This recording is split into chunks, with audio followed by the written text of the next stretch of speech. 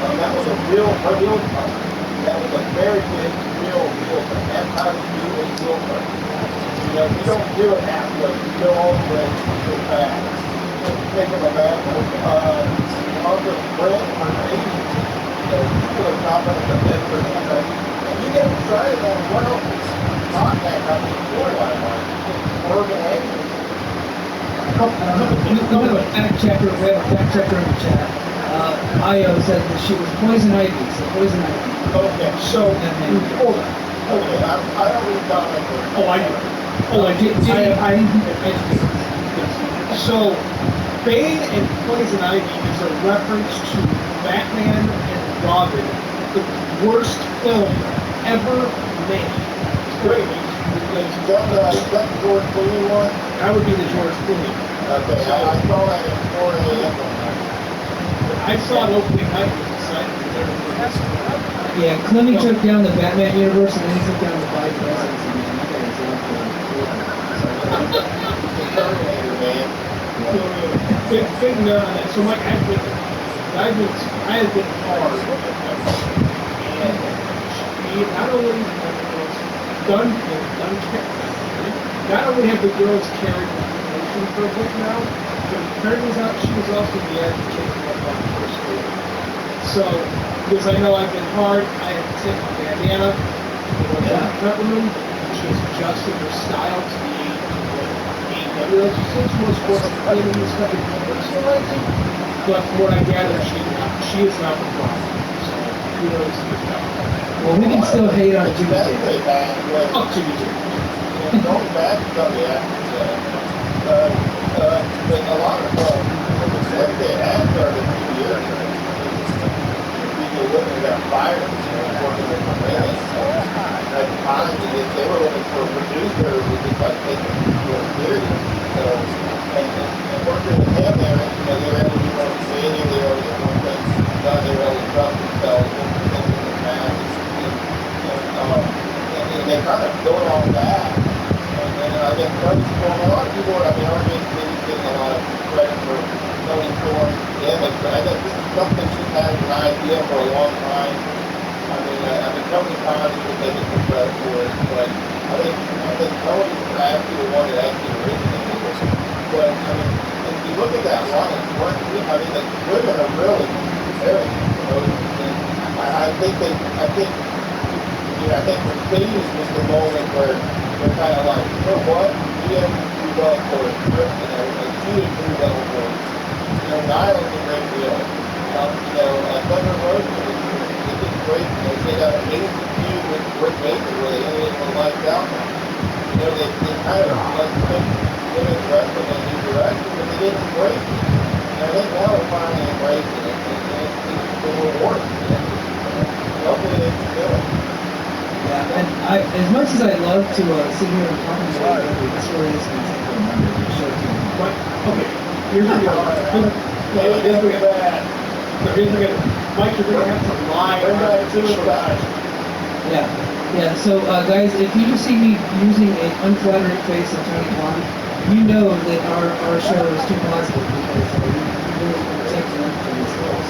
Although I think the AEW TV will But hey, we are over the 1 hour mark, so we're going to go and get out here. Everybody go to patreon.com/show.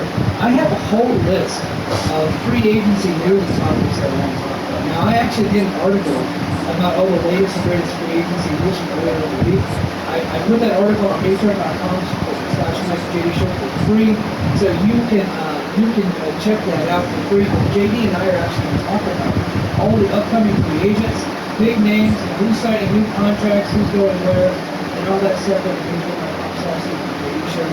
Over time, I'm not going to wait till Sunday to release it. I'm going to release it right now. Hey, BJ, why don't you go and throw some plugs out there? Let's plug SE Scoops and wherever we can see your writing.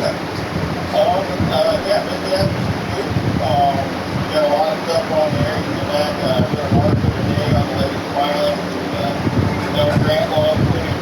That's kind of been my great story. Really, that's kind of the only thing I'm worried about covering right now. But like latest on that, I have to report on that from the violence that's going on. Last time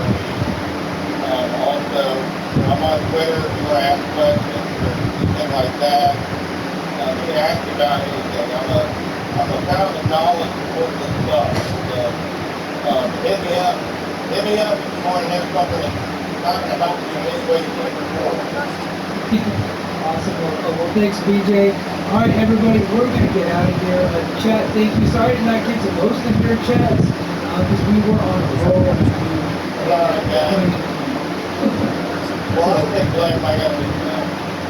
Well, I mean, but that's why you're great on the show. You need somebody that can hold their own in the conversation. But all right, guys, that is going to do it for us this week and until next time.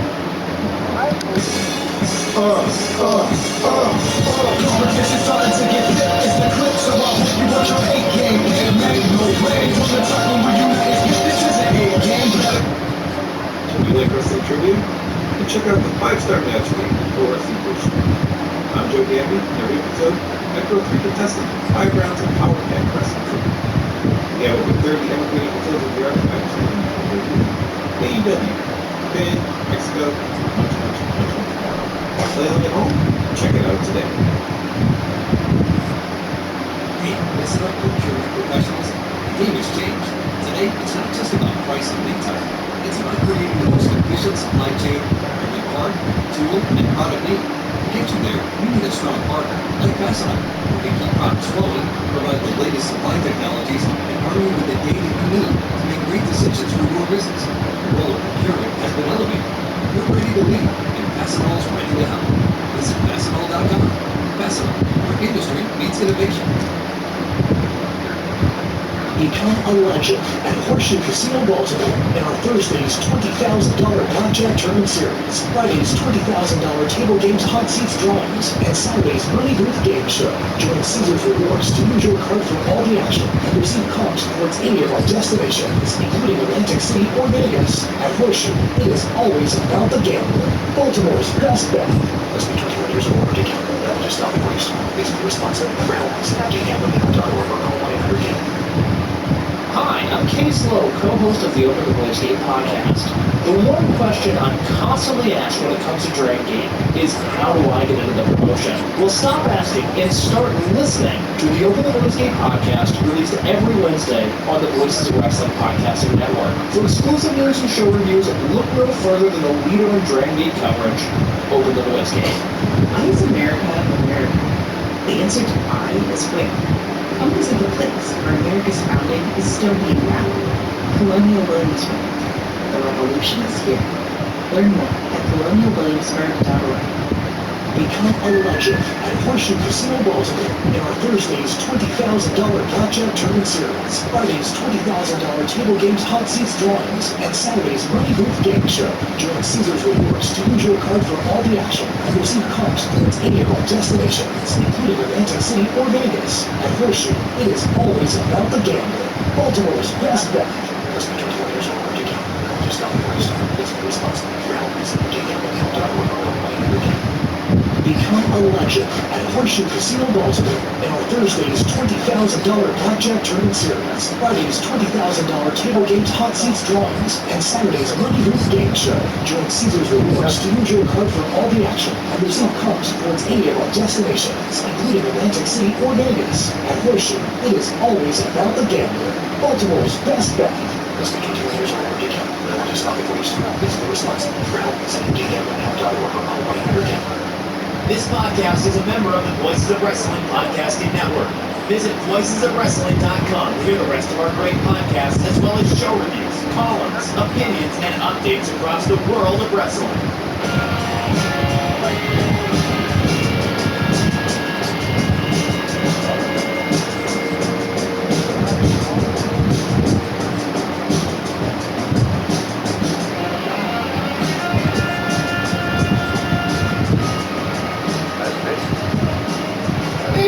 You like wrestling, we like wrestling too. This week, in the news, contract talk. The Lazy River, Blood and Guts, and Invader Club. First wants to watch some Candy from 1998. This is Shoot Them Ups. I am Jeff Hawkins. He is Chris Pellegrino. Happy 45th anniversary to my favorite pay-per-view of all time, Breaker and Passion.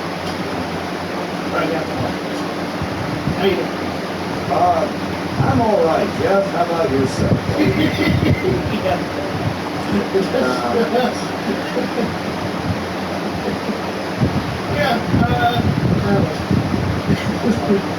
What do you got in the news here, Jeff? I don't have a lot. That's right. I'm laughing and chuckling. But I'll throw you some gold stickers and analysis. But there's a lot of, it's mostly speculative. The news is like, oh, contracts are coming up. Where are they going to go? Who knows what's going to happen here? All on Earth. But earlier today, Mako Sakuraba, after last match in spring 2025, announced house show or press conference for the house show that WWE's Man is an 8-woman tag with Bayley, Jade Cargill, and Bianca Belair. For the love of God, get her a main roster push if she's retiring in less than a year. Let her make the main roster money. I just said Amura's awesome. And I believe, I'm not sure about it, since the history is off, she might be the last remaining full-time performer here. I know Hulu's not going to do this spot. But I think Mako Sakuraba may be the last person who is currently considered a full-time employee. What about Chris Jericho? Oh, that's true. Never mind. Yeah. Oh, is Chris Jericho full-time after that? We'll talk about that later. Yeah, I like Mako. I wish they put her back in training. They haven't yet. They continue to want to use her for Japanese outreach. I think that's fine, but I think it's a waste. She can get trained all the gymnastics or something else too. I have nothing else to say about her. Never went to see her dream match. I did see Bayley match. I'd love for them to let her go to the AEW. That is Mercedes.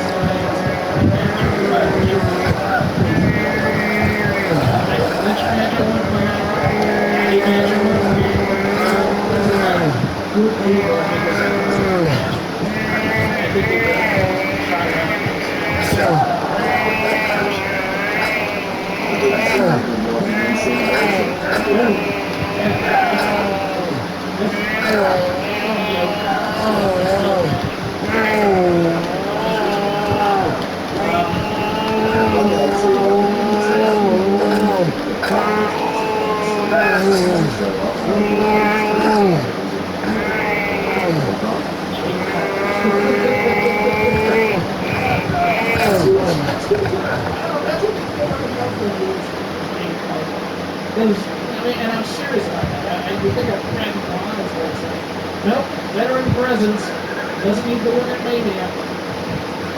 Let's hope Shady gets it. Yeah. Yes. Triple H and Tony Khan in London talking about bringing Mania to the third world in the UK. Interesting because all of this kind of these super shows that WWE is running in Vegas has hurt AEW's numbers in Vegas. Now they're coming to the great beyond where AEW was not at the time. A WrestleMania in London, 2 days. I think everybody's not. Yes. You think it's not going to be white hot? Oh, that is a travel show. And the NXT show there will be white hot too. Yeah. It's just not too white hot. You would have to just glom on and show up at WrestleMania weekend to somebody with the second for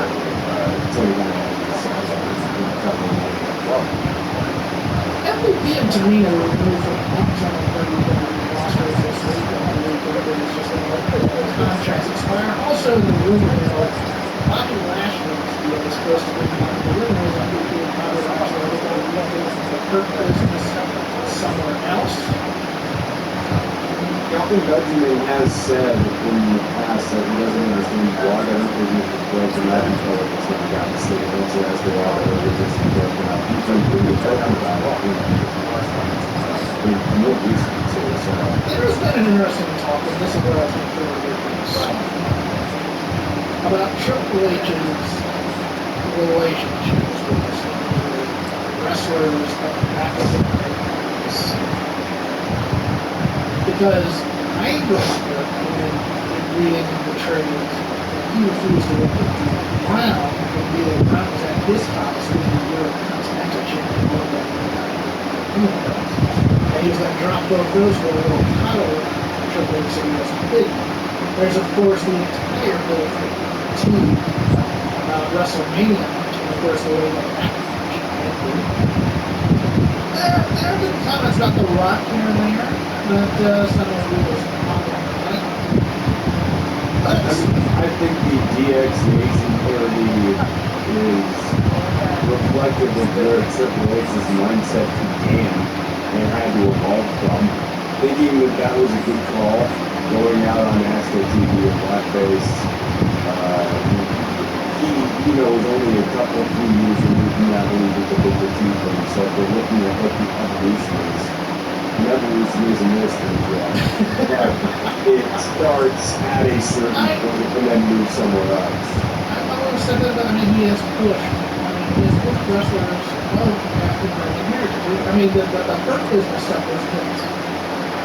And right. And so Benjamin has said his mind straight. Yes. He didn't get a straight answer from Phoenix, and it's one of the first times he felt like the Phoenix was yeah, and to me, I think when you look at what that has to do with the guys at the street products, he should have pushed ages ago and haven't. And you wonder, I mean, I'm not going to say anything outright that's going to tell you, but you wonder sometimes. But I mean, he did well by Keith Lee. He did well by Anthony. Hayes. They're guys. It's just one of those things with the Hurt. I think the Hurt Business sticks out so hugely because it was obvious that he could have done a lot of things in WWE. He could have done the Black Excellence stable. They're all wearing suits. They're all successful African American businessmen who just use wrestling as a means to. They're all rich and wealthy.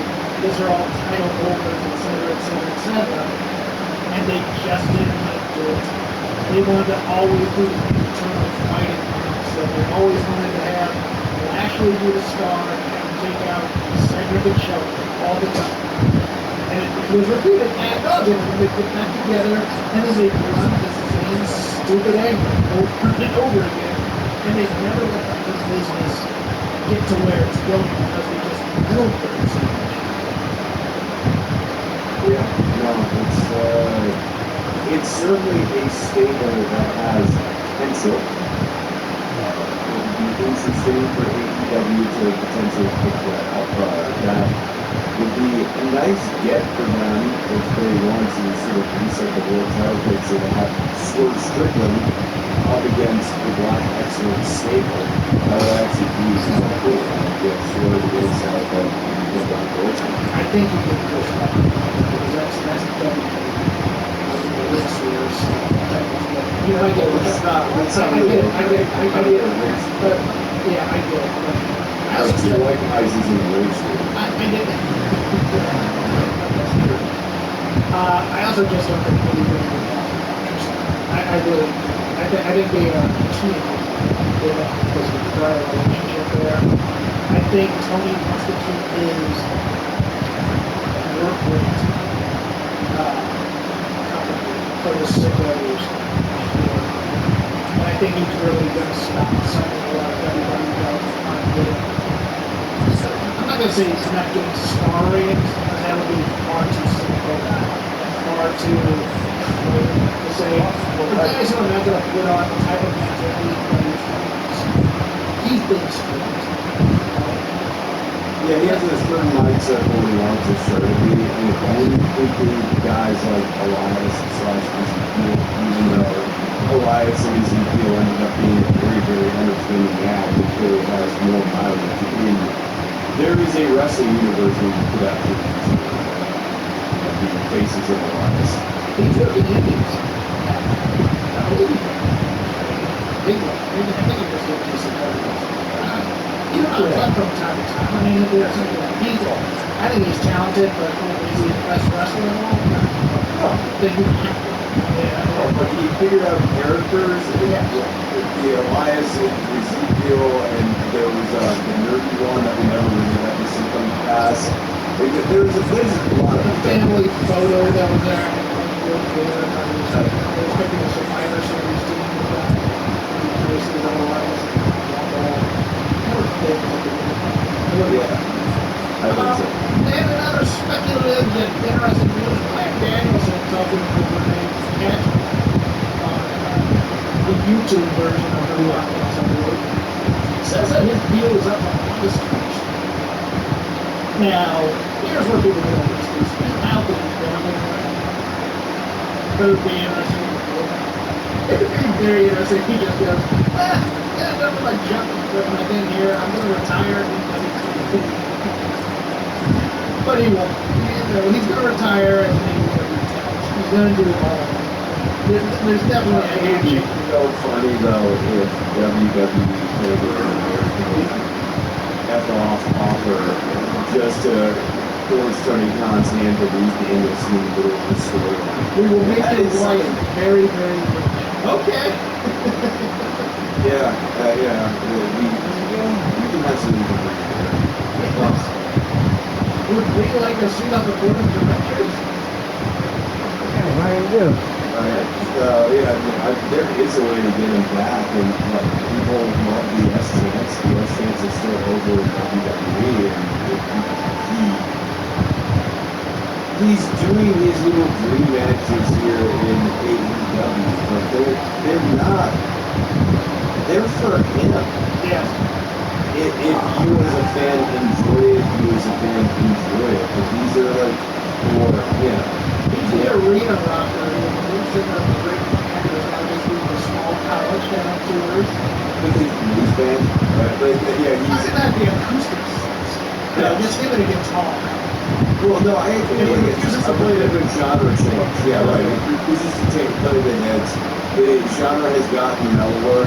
Yeah, he went from doing hard rock stuff to now it's just like a blues band, and he only plays blues standards like one bourbon, one scotch, one beer. You know that he actually has originals, but you're getting like that and Boogie Woogie Woman, these sorts of things.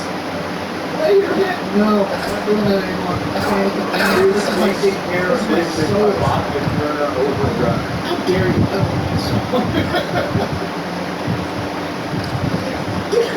That disgraced Bachman Turner. Kansas, the Eagles.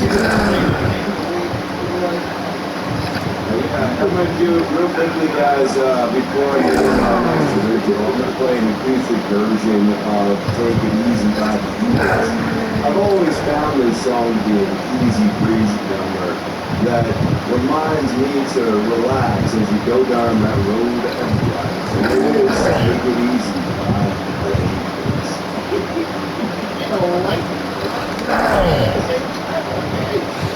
Oh, that'll do it for the news. If you want numbers, we're always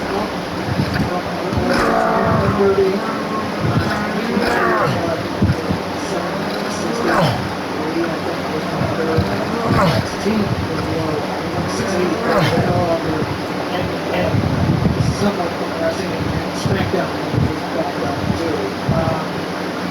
Yeah, it's interesting because I kind of like it with the TNA crossover. It's turning some people off of NXT. It's not the TNA crossover anymore. It's just that NXT is stupid stuff. Gallus every Hey, here's the thing. Joe Coffey's doing a terrible character for Gary Barlow. Yes. He's very funny as this character, but I love him having reaction bits. They're hilarious. I hate you thinking that. With just like random things triggering him. Yes. And I do like the fact that, yes, he hates the internet fans and the people like that he is actually the person who gets triggered in the most clear definition of the word. Like random things, like the mention of Joe Hendry gets him to be triggered beyond belief. And I I enjoy a joke off of convention. That's not very entertaining. I don't find having the no quarter deck shows me remotely interesting or entertaining. This is a joke that somebody writing the show thinks is funny and just keeps getting driven. You know who thinks this is funny, thinks this is good, is William Reed. I guarantee you, this is giving myself some personality. Much Yeah. like me when I was right? Yeah, this is the start of the Lazy River Wrestling criticism. Americans saw this week. Oh, we had time for the vast number of American wrestling shows that are printed on television. And I unfortunately have to come in here and give a negative view of my favorite form of this. I watched SmackDown after we recorded last week. That Bailey promo was terrible. The one where she said that she's big and clumsy, and she's kind of breaking the fourth wall to get a little stiff, etc. thing. I loathe this. Not only because I didn't like, I'm sure Anthony can take it by now, and she has a cute mental toughness on such things. I think it's even worse because I don't think people want to see Bailey be a heel. And even when she's in heel, she's kind of a goofball, laughing, cackling real loud, that kind of. She's not really a serious, angry heel. And here she is as a baby face, basically telling someone that they suck as a wrestler. And I don't think people want to see that out of Bailey. I think people just want to see Bailey as a confident champion at this point. Even if they don't want to change the character, but she damage control in any way. But your thoughts? Yeah, I did see this promo. Similar reaction that while it was going in on Nia in a reality-based way, the question has to always be asked whenever you're doing anything: why? What for? To what end?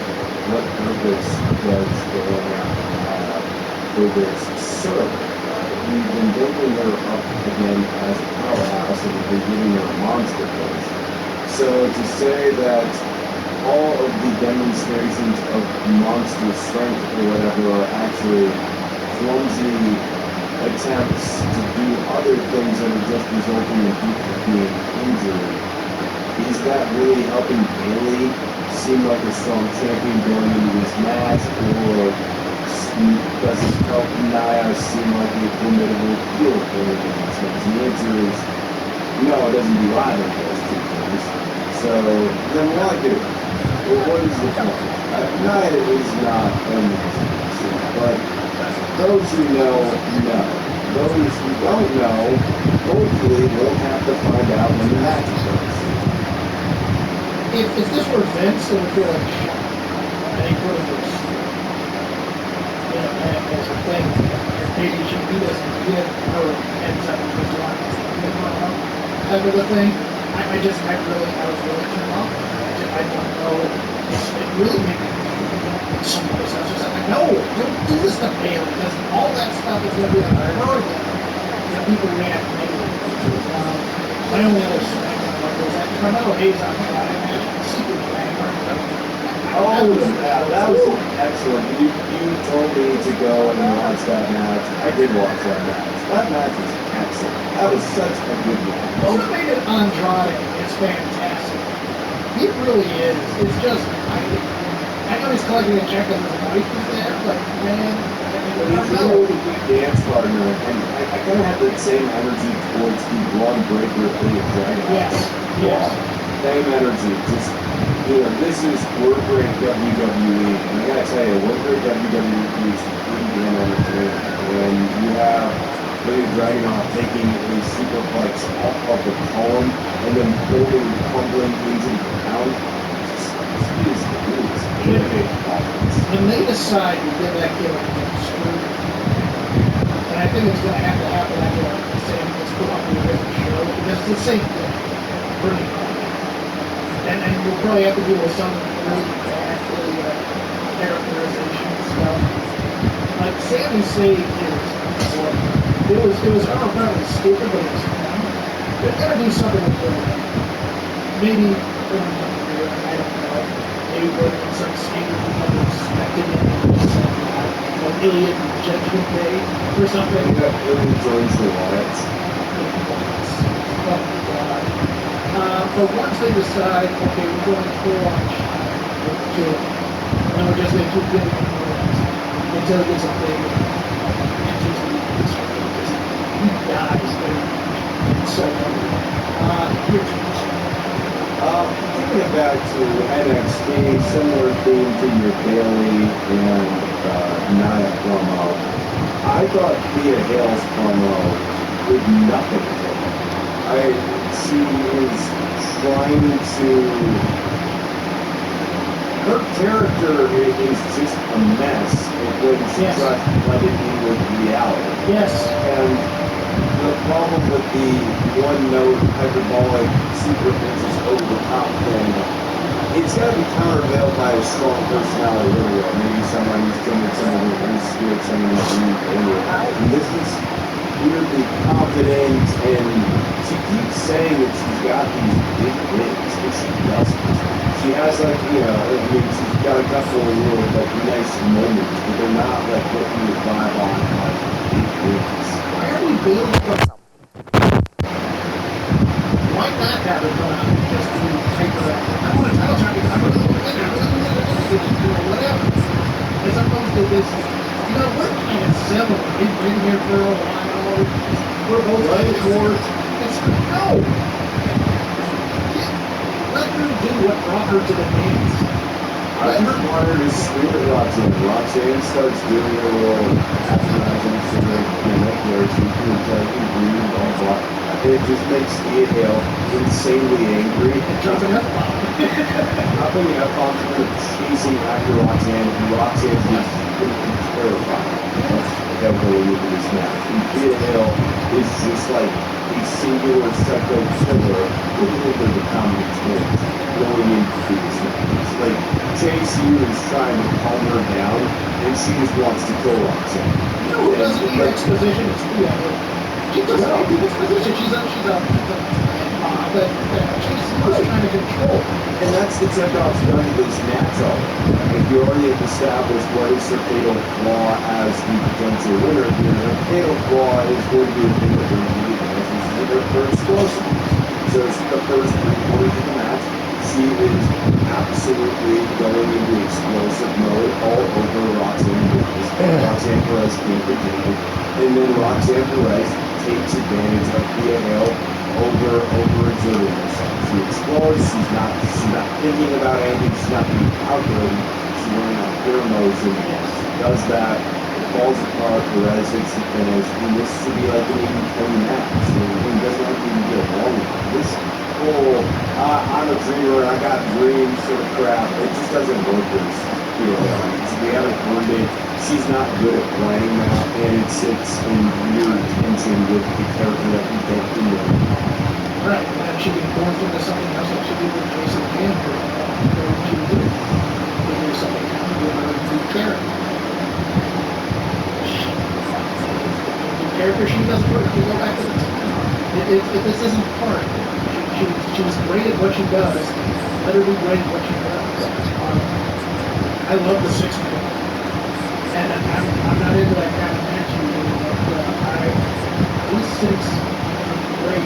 Devon teaming with Axiom and Nathan Frazier, and then having Dan Starkers being the wrestlers, and I like that. I like that Sasquatch got the pin. Good for him. I think he got 5% stupid, but I think we should have a chance to make up for it. But it was nice that he got the win on the visual No, I really, this was a party match. This would have fit in on any of your critical darling TV shows. I thought it was a great match.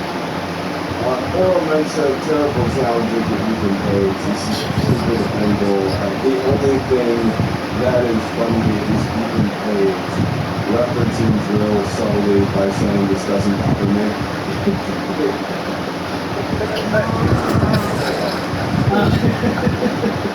Yeah, that's his expert. This doesn't bother me at all.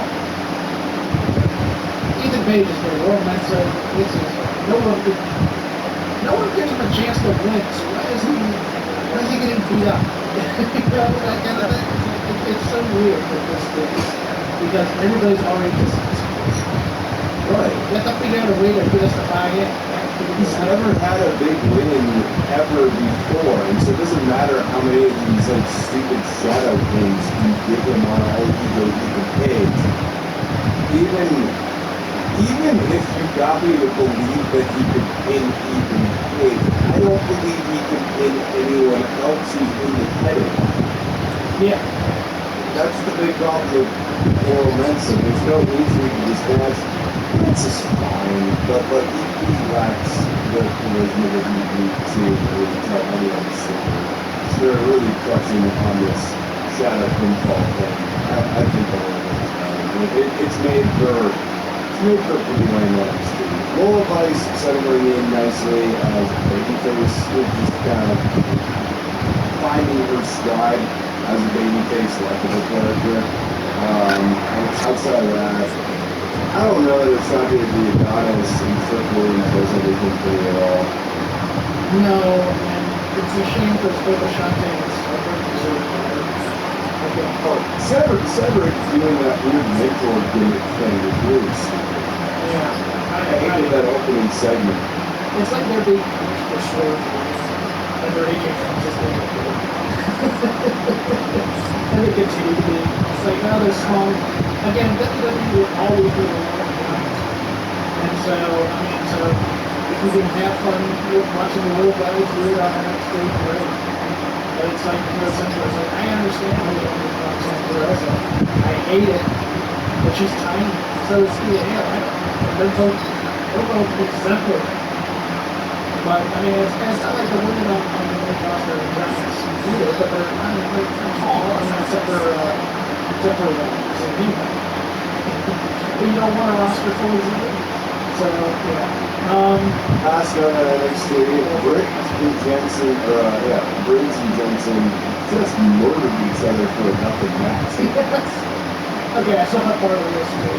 Brooks and Jensen. The level of belts that these guys have on at the end of this match is completely not commensurate with the level of seriousness or importance of this match at all. This is the first note of the story. It's not even a blow-up of the feud.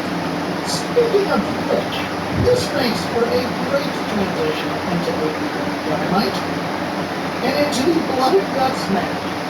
My favorite. I love video games. I didn't like a lot about this, and it just. Where do I start? Let's start with the big picture. The Anarchy in the Arena and Blood and Guts was also that Darby Allin could get a mid-card title match, and then spoiler alert for Rampage. A half hour later, he gets a world title shot by winning a power whip. Love it. Wait. I'll get the things I like about it. But allow me to list off the things that just about this. Number one, we don't need the baby faces on arguing with each other promo before the War Games. I get that we're bookending it with the eventual, Elite was having problems because Hangman and Magic Wars. But we don't need the bookmarks. We're trying to root for these guys. We don't need them bickering about their own self-interest. That's not the problem. Mark Briscoe saved this, and it was great. But I watched it and go, you find are about to go into a death swing with bickering about what it's all about. Having this esoteric moment of weirdness and doubt. Oh, Swerve's taking too much credit or whatever. No, let's be united. That's the other thing I'd like to see eventually added back. Let the teams go down as teams and slander about hate and interest and roots and see them oranges. But that's beside the point. The core toss. Match. What was the? There was the stakes? There weren't Okay. This is just if Team AEW wins, and that proves something. Yeah, because we're not getting rid of the scourge of the elite. They're not trying to break up.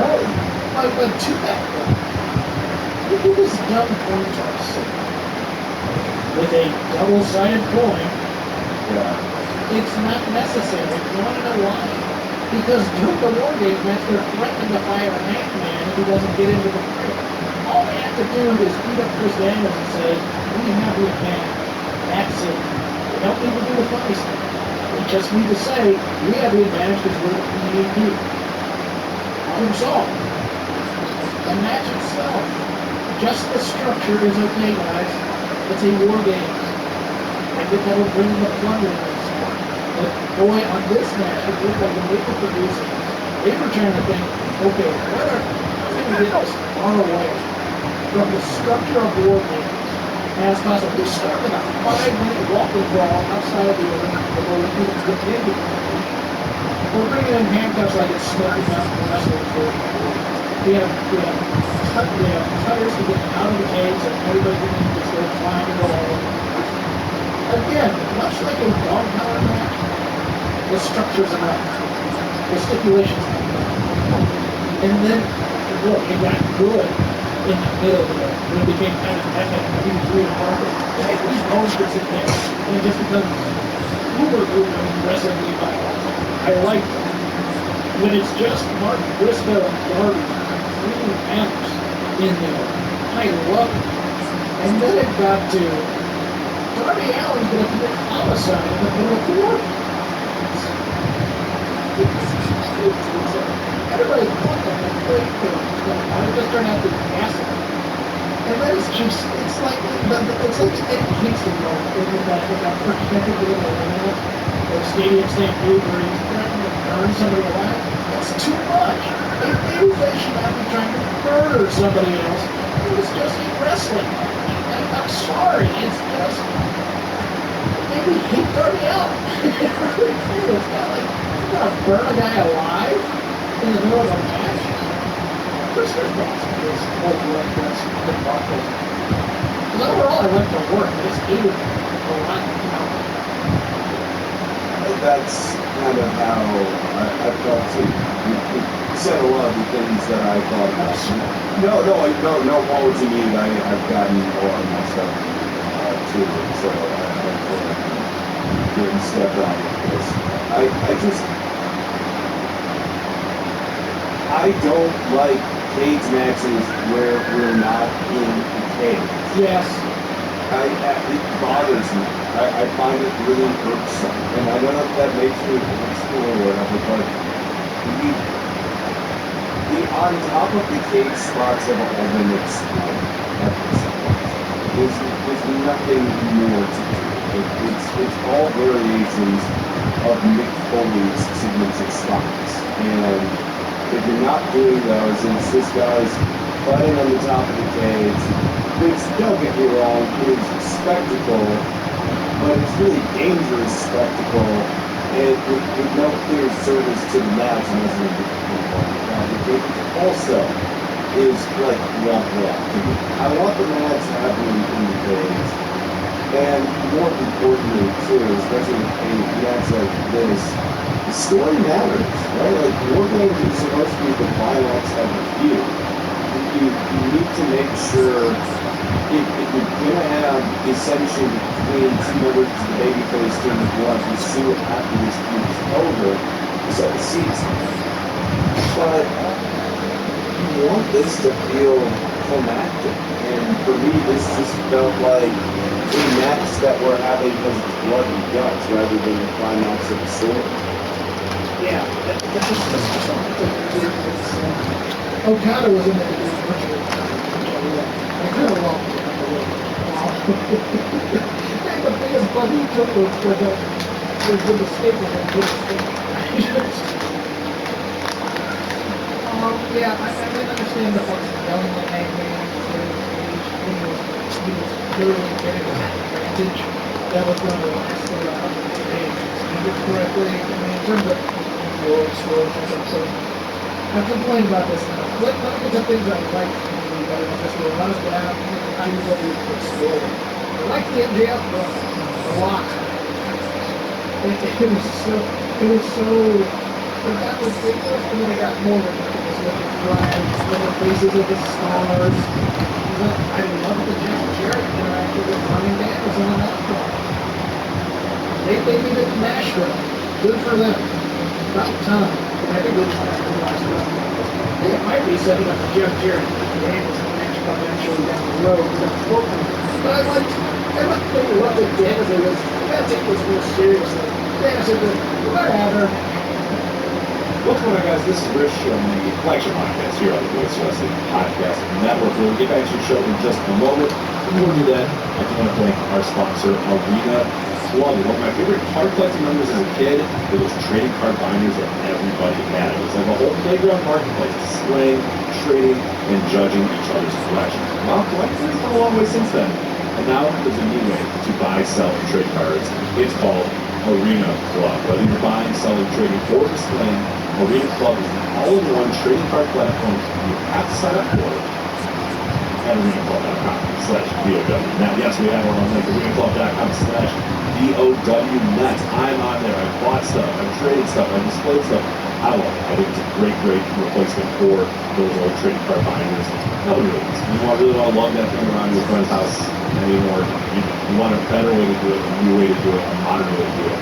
And that is what Arena Club is. Arena Club has created a new way to trade, collect, sell, and trade your cards by converting the physical to the digital. Display your cards in your personal online showroom, or better yet, on your mobile device as well. When you're buying, no more shipping delays, or card lost in transit, none of that stuff. Arena Club uses blockchain technology to deliver your card immediately, and you can buy with confidence knowing that every card on Arena Club is guaranteed authentic. Now, grading, it's all about grading these days, and the Arena Club grading process combines AI and human grading for accurate, fast, and transparent grading with full grade rationale provided and an explanation of how your card was scored. Trading, how the old schoolyard with trading. And now you can make offers, send trades, and interact. You can create your own personal showroom and start building your collection today. So now the good part. Now the good part. I told you about that arenaclub.com/VOWnet. It's even better. Right now, you can get 10% off your first purchase by going to that link again, arenaclub.com/VOWnet. That's arenaclub.com/VOWnet for 10% off your first purchase. Again, that's arenaclub.com/VOWnet for 10% off your first purchase. Thank you, Arena Club, for sponsoring the podcast. Become a legend at Horseshoe Casino Baltimore in our Thursday's $20,000 Blackjack Tournament Series, Friday's $20,000 Table Games Hot Seats Drawings, and Saturday's Bernie Booth Game Show. Join Caesars Rewards to use your card for all the action and receive comps towards any of our destinations, including Atlantic City or Vegas. At Horseshoe, it is always about the gambler. Baltimore's best bet. Let's make your calendars or order account. No, just not the race. It's very responsible. For elements of gambling.org. I love that the Mills Mercedes heavy. I'm a fan of this dynamic. I like it too. I have a question about it, and this is something that came up in my show last night. Is Camille better off with Mercedes or with Mariah in these games? Because I could make a case for either. I can make a case for either. It would be funny if Mariah got snipped by her own heavy. That essentially was like, that would be actually like a fun twist or whatever. But I think I like Camille eventually turning on the Mercedes. Yeah, and I like her having, I like the Shawn Mendes music aspect of it. I've always liked a smaller, happy, shoot up and down person, and a heavy to have the like dynamic. I love this as a tag team as well. And I like to go out here and we watch NWA. Yeah. Is she the best wrestler in the world? No, but neither was Sid. And I like Sid. She's a female Sid. Presence matters, and she's got presence. Yes. And this may shock you, Chris. At least for a while, I enjoyed that the noise for the absolute balls on these people to just say, we're going to go in there and just do that.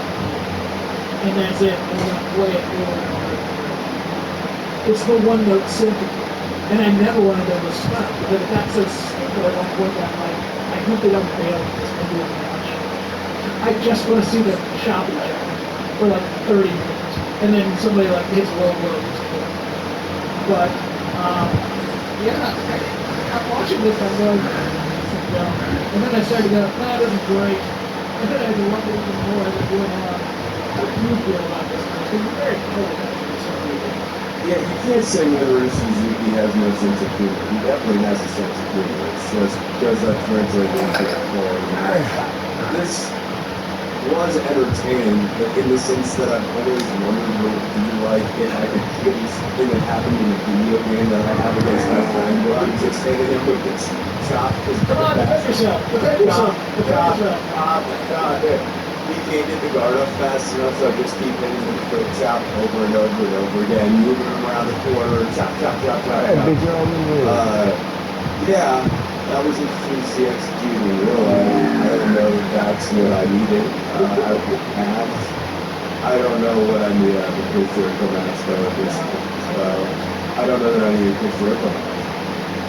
True. I think it might have worked better if they weren't standing there being great and Chris was kind of trying to do Flair Steamboat, Flair Fleet, Steamboat, and he realizes the chomps work. Kind of a thing where Minoru kind of has to stop it the entire time with a little more action as opposed to just kind of doing the fighting spirit, bravery thing. But I'm not a big fighting spirit.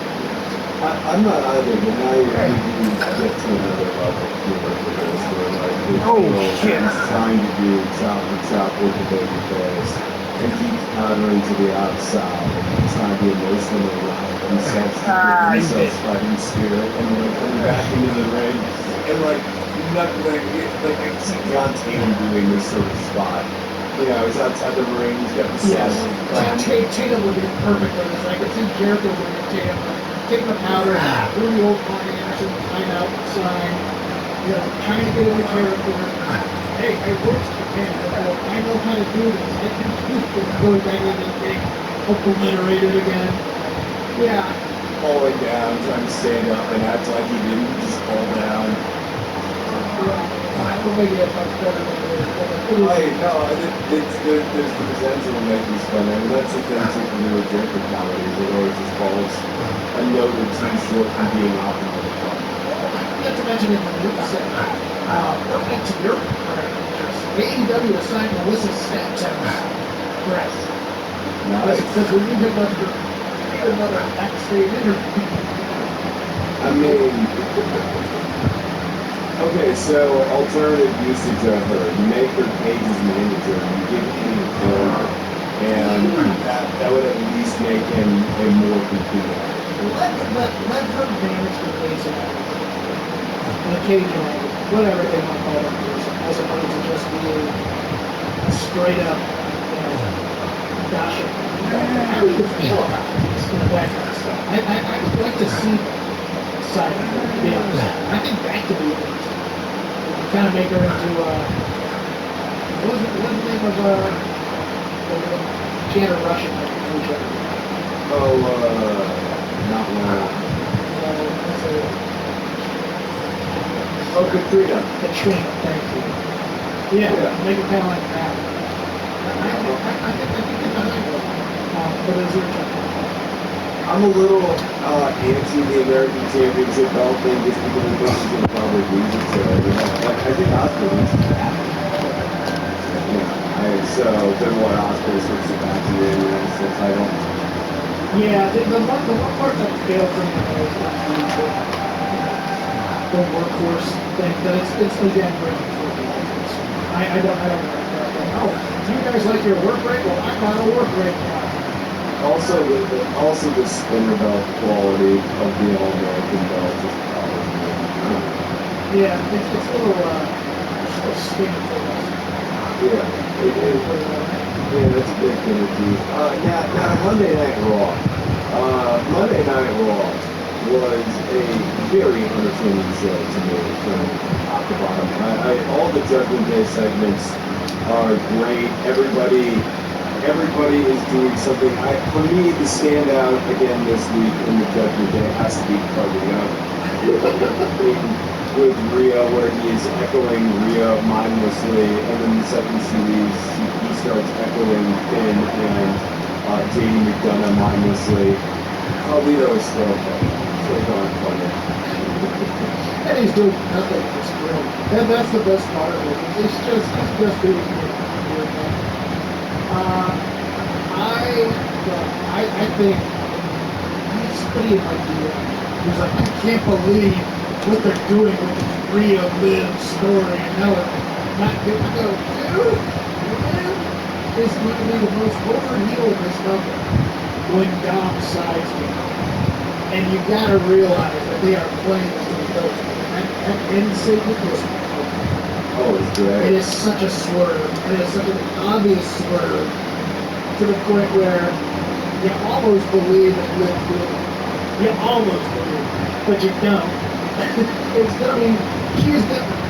She tried to put the balls of her life on Monday night about what guys like. Her as a temptress seductress is brilliant for this kind of wrestling. No, they are. I continue to say this. They're just an all-time great faction here. They're just adding more to their lore. Like this main event with Sammy and Jay Uso finally reunited. So we got the feel good feels on the babyface team of two guys who are buds who have been up and down the roads and had their ups and downs and put it back together. And then the Judgment Day with McDonough and Finn Balor, like that was a great match. That was a really entertaining match, and Judgment Day, I think, are very, very entertaining. And we had the Patrick Luther Right. Billy Graham on the show. Yeah. No, I really enjoy Damian Priest is just super gotten to by Gunther here. I actually, what I want is for this to end with Liv Morgan and Gunther as the hated heel couple. Oh. And that starts a feud between Priest and Rhea. Rhea drops Dom because he is ultimately interested in Jay himself.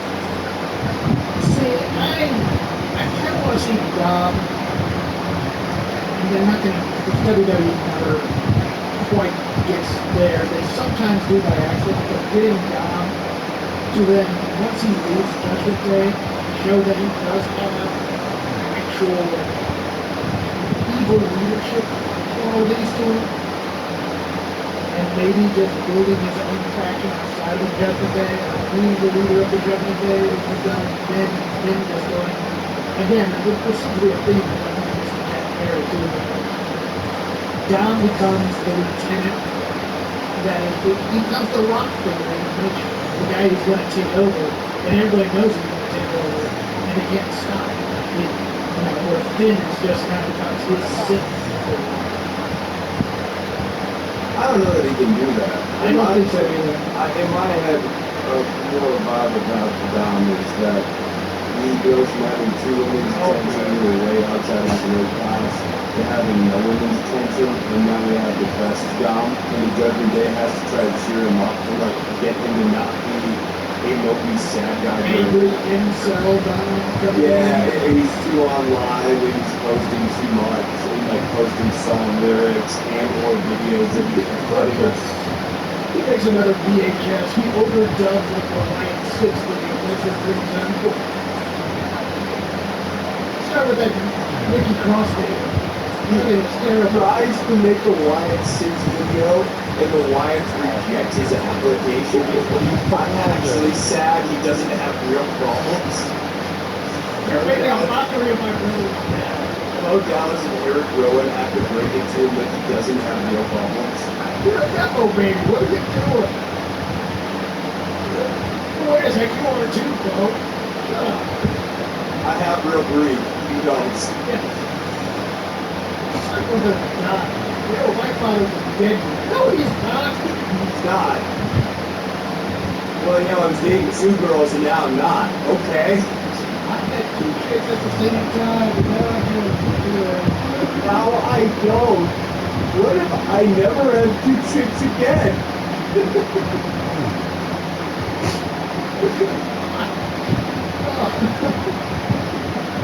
Yes. Evo Dom is something. Yeah, Dump Dom is where I'm here. A lot of guys, like over the top guys. Can we get the rights to some Smith song? Some Morrissey,